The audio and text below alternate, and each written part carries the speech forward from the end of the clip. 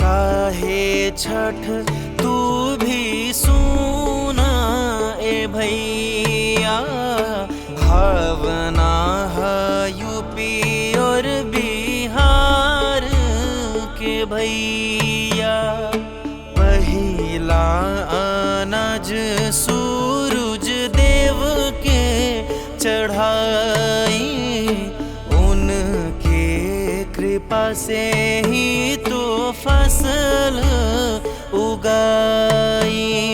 सबके अन्नदाता सबके खेवैया, यही खातिर करी सब मिल छठ।